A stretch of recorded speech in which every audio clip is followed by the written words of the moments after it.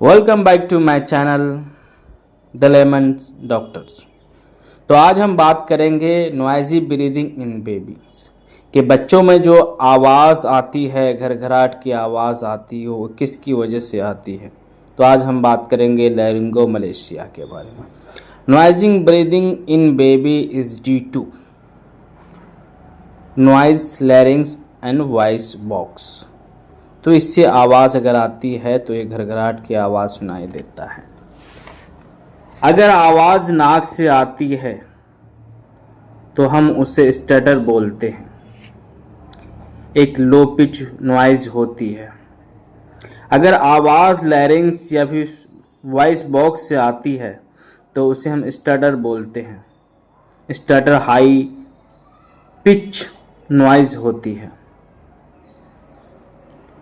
तो आइए जानते हैं कि स्टटर हम कब बोलेंगे और स्टटर कब बोलेंगे। तो टाइप ऑफ नॉइज की बात अगर करते हैं तो सबसे पहले हम अगर बात करते हैं कि स्टटर क्या होता है। Noise emitting from the nose. Noise emitting from the nose, इसका क्या क्या कारण हो सकते हैं कि ये आवाज़ क्यों आती है।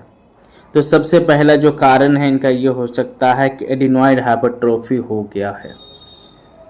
दूसरी चीज़ ये भी हो सकती है कि इन्फेरिटी जो है टर्बिनेट हाइपरट्रोफी हो सकता है, जिसकी वजह से ये आवाज़ आ सकती है। तीसरा न्यूनेटल राइनाइटिस हो सकता है। बच्चों में जो है राइनाइटिस अगर हो जाता है जिसकी वजह से स्टटर की आवाज़ आने लगती है। कोएनल आर्टिजिया हो सकता है। मिड नेजल स्टोनिसिस हो सकता है जिसकी वजह से ये आवाज़ आ सकता है। अगर हम बात करें दूसरी साइड स्टटर की, noise emanating from the larynx या फिर वॉइस बॉक्स। अगर आवाज़ हमारा लैरिंग्स से आता है तो उसको हम लैरिंगोमलेशिया बोलते हैं। और अक्सर ये बहुत बच्चों में देखा गया है कि इस तरह की आवाज़ सुनाई देते हैं। तो इससे बच्चे की माँ परेशान हो जाते हैं कि ऐसा तो नहीं है कि हमारे बच्चों को कोई बीमारी हुआ है, घरघराहट की आवाज़ आने लगती है।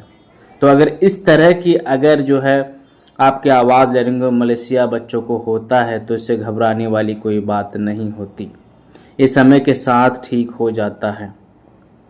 दूसरी चीज़ हो सकता है स्टटर की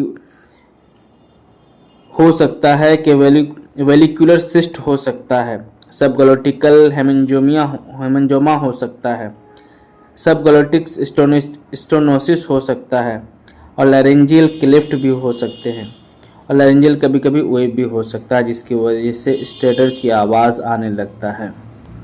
तो अगर हम बात करें कि इसको डायग्नोज कैसे करते हैं तो एक हम जो है फाइबर ऑप्टिक्स लैरिंगोस्कोपी करते हैं। एक ओपीडी प्रोसीजर है जिससे हम पता लगाते हैं कि बच्चों को लैरिंगोमलेशिया है या फिर किसी और चीज़ की है परेशानी है या दिक्कत है या फिर डिफॉर्मिटीज़ है। तो अगर लैरिंगोमलेशिया है अगर आपके बच्चों में तो ये घबराने वाली बात नहीं है। अगर इस तरह के सिम्टम साइन अगर दिखें अपने बच्चों में आप देखें तो तुरंत नज़दीकी पीडियाट्रिशियन से जाके कंसल्ट करें और इसका ट्रीटमेंट कराएं। और जो है ख़ास करके पीडियाट्रिशियन जो है ईएनटी पीडियाट्रिशियन के पास जाना चाहिए, जिससे कि ये सारी चीज़ें आपको बेहतर तरीके से बता सकते हैं। तो कैसा लगा हमारा वीडियो आप कमेंट करके और लाइक करके ज़रूर बताएं। अगर आपको अच्छा लगा तो चैनल को प्लीज़ सब्सक्राइब कर दीजिएगा ताकि हम छोटी छोटी जानकारी आप तक पहुंचा सकें। बहुत बहुत धन्यवाद। Thank you.